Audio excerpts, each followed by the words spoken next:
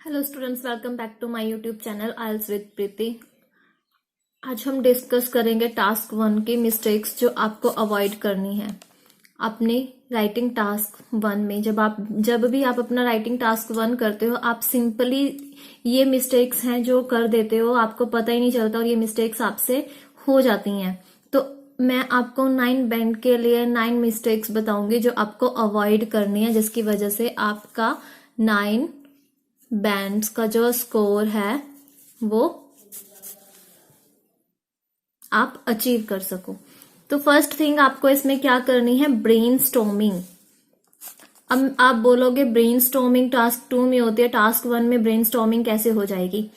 तो इसमें ब्रेनस्टॉर्मिंग का मतलब ये है गाइस कि आपको इसमें हर चीज को मतलब समझना है कि कौन सा डाटा आपको कैसे एक्सप्लेन करना है और आपने क्या लिखना है आपके फर्दर राइटिंग में। तो इसलिए आपको ब्रेनस्टॉर्मिंग करनी है। ब्रेनस्टॉर्मिंग के टाइम आपको फर्स्टली क्या करना है, सबसे पहले टास्क देखना है आपका कौन सा है। सेकंड थिंग आपको उसका टॉपिक देखना है। And the third thing you can check आपका जो डाटा है वो किस में गिवन है, परसेंटेज में है, नंबर्स में है, मिलियंस में है या वेट के अकॉर्डिंग किलोग्राम्स में है। ठीक है ना, वो चीज आपको चेक करनी है ब्रेनस्टॉर्मिंग के टाइम कि वो किस वे में आपका जो डाटा है आपको गिवन है। And the next thing, accurate paraphrasing. What is the mean of paraphrasing? जब भी आप अपना टास्क स्टार्ट करते हैं, चाहे वो आइल्स राइटिंग का टास्क 1 हो या टास्क 2 हो, तो आपको क्वेश्चन जो आपका गिवन है उसको आपको पैराफ्रेज करना होता है। पैराफ्रेज का मतलब ये होता है जो वर्ड्स वहां पर गिवन है आपको सिंपली वर्ड्स को उन्हीं को पैराफ्रेज करना है। इट मीन्स कि आपको उस वर्ड की जगह सिनोनिम यूज करना है जो वहां पर बिल्कुल मैच कर रहा हो उस वर्ड से। तो इसलिए आपको पैराफ्रेजिंग के टाइम इस चीज का बहुत ध्यान रखना है कि आप परफेक्ट वे में पैराफ्रेज करें, ताकि आपकी जो स्टेटमेंट है वो बिल्कुल भी बिगड़े ना और आपका जो इंप्रेशन है जो राइटिंग चेक करते हुए एग्जामिनर के ऊपर पड़ने वाला है वो बिल्कुल भी खराब ना हो। तो इसलिए पैराफ्रेजिंग के टाइम आपको बहुत ही केयरफुली रहने की जरूरत है, ताकि आपका पैराफ्रेजिंग जो क्वेश्चन कर रहे हो, इंट्रोडक्शन लाइक जिसे हम बोलते हैं टास्क में, तो वो अच्छा लिखा जाए आपका। नेक्स्ट थिंग क्या आएगी आपकी, describe in correct way. What is the way and what I want to saying in describe. आपको क्या एक्सप्लेन करना है जो इनकरेक्ट ना हो।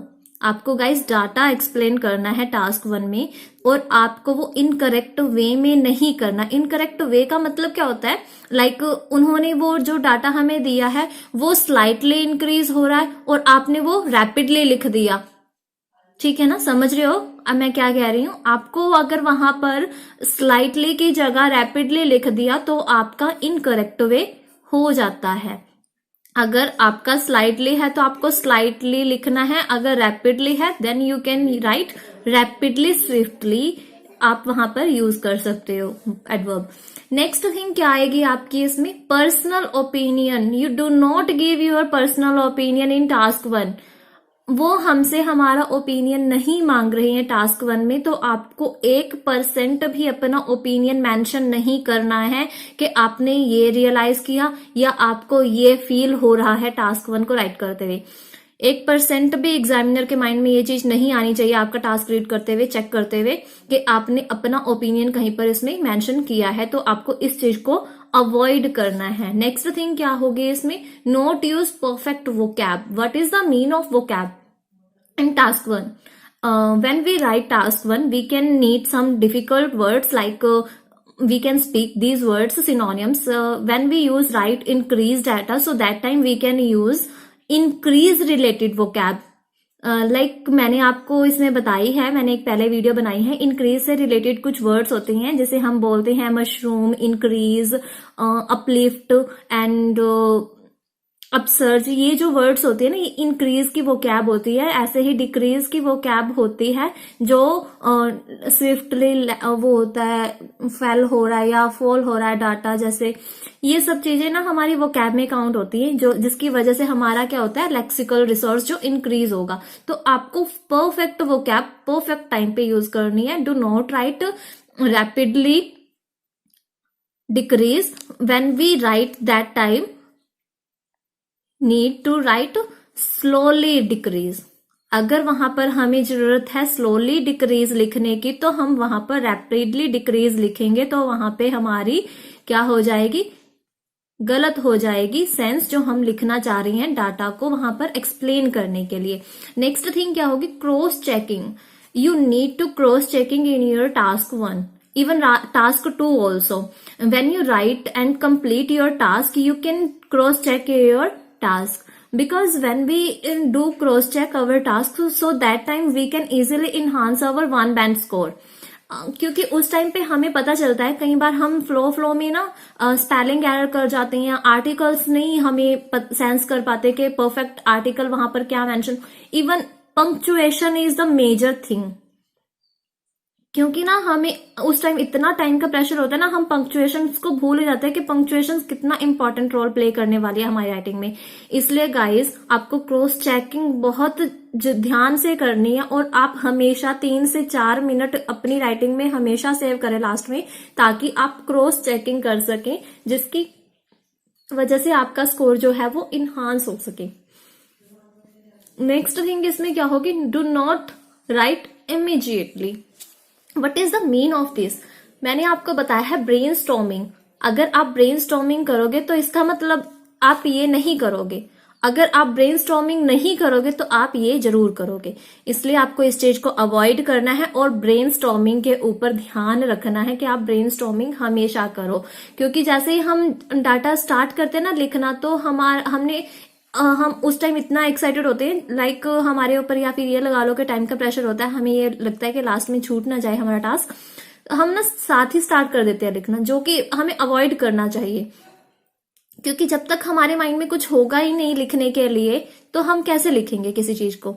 तो इसलिए सबसे पहले आपको उसको सेंस करना है, आपको क्या लिखने वाला है, क्या लिखने वाले हो उस टास्क में, आपसे उस टास्क में क्या पूछा गया है, आपको ये चीज अपने माइंड में फिक्स करनी है, and then you can write your task. And the next thing I can explain you every data. Do not explain your task 1. Do not guys write your every data. इसका मतलब क्या है कि task 1 में बहुत ज्यादा डाटा कई बार दिया होता है हमारे पास, तो आपको हर टाइम के ऊपर उसे एक्सप्लेन नहीं करना है, मेजर थिंग ही आपको उसके अंदर एक्सप्लेन करनी है। इससे क्या होगा, आपका जो है वो ग्रामेटिकल एरर नहीं होगा और आपकी वर्ड लिमिट इंक्रीज नहीं होगी, क्योंकि इसके अंदर हमें 150 की वर्ड लिमिट दी गई है और आप मैक्सिमम कितने लिख सकते हो, 170 के अबव आपको नहीं जाना है। वैसे तो 180 तक बोलते हैं कि 180 तक पहुंच सकते हो, बट इतना हमारे पास स्पेस नहीं होता उसमें, जो हमारी आंसर शीट होती है उसमें लिखने के लिए, तो आपको कोशिश करनी है कि वो 170 तक फाइंड अप कर दो। तो इसलिए आपको एवरी डाटा एक्सप्लेन नहीं करना है अपने टास्क 1 में। And then last thing I can explain you, complicating task. Do not complicate your task by on self.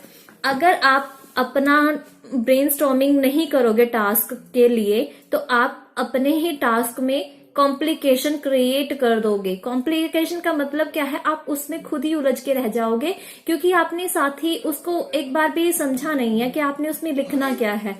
जब तक वो चीज आपके माइंड में नहीं होगी, तो आई डोंट थिंक कि आप उसको इजीली एक्सप्लेन कर पाओगे। और जब आप उसको लिखना स्टार्ट कर दोगे बिना ब्रेनस्टॉर्मिंग के, आपके माइंड में कुछ नहीं होगा।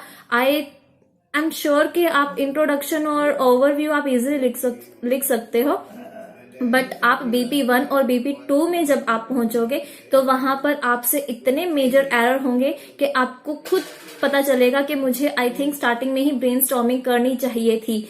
बट जब आप वहां पर पहुंच के ब्रेनस्टॉर्मिंग करोगे तो उस टाइम बहुत डिफिकल्टी होने वाली है आपको, क्योंकि on that time you do not brainstorming, क्योंकि उस टाइम आधे से ज्यादा हम जो जजमेंट करनी होती है ना, हम कर चुके होते हैं इंट्रोडक्शन और ओवरव्यू में। तो इसलिए मैं आपको बोल रही हूँ कि जब भी आपके हाथ में क्वेश्चन पेपर आ रहा है, आप एग्जाम अटेम्प्ट कर रहे हो या फिर आप अपना जो डेली प्रैक्टिस कर रहे हो, उसमें आपको क्या करना है, इस चीज को अवॉइड करना है कि आप अपना टास्क कॉम्प्लिकेट ना कर पाओ, इसलिए ब्रेनस्टॉर्मिंग स्टार्टिंग में ही कर पाओ। और ब्रेनस्टॉर्मिंग कैसी होती है, मैंने आपको बताया है कि डाटा को जजमेंट करना, उसके टास्क को जजमेंट करना, कौन सा ग्राफ हमारे पास है उसको जजमेंट करना, के अंदर हमें डाटा दिया गया है, लाइक परसेंटेज में है, मीडियंस में है, बिलियंस में है, नंबर्स में है या फिर किलोग्राम्स में है, उस चीज को आपको जज करना ही हमारी ब्रेनस्टॉर्मिंग होती है टास्क 1 में। तो आई होप मैंने आपको क्लियर कर दिया है कि आपको कौन सी चीजें अवॉइड करनी चाहिए टास्क 1 में, जिसकी वजह से आपका स्कोर जो इंक्रीज होगा। तो गाइज, वीडियो अगर यूजफुल लगी हो तो प्लीज चैनल को लाइक कीजिए, शेयर कीजिए एंड सब्सक्राइब कीजिए। तो मिलते हैं नेक्स्ट वीडियो में। Thanks for watching.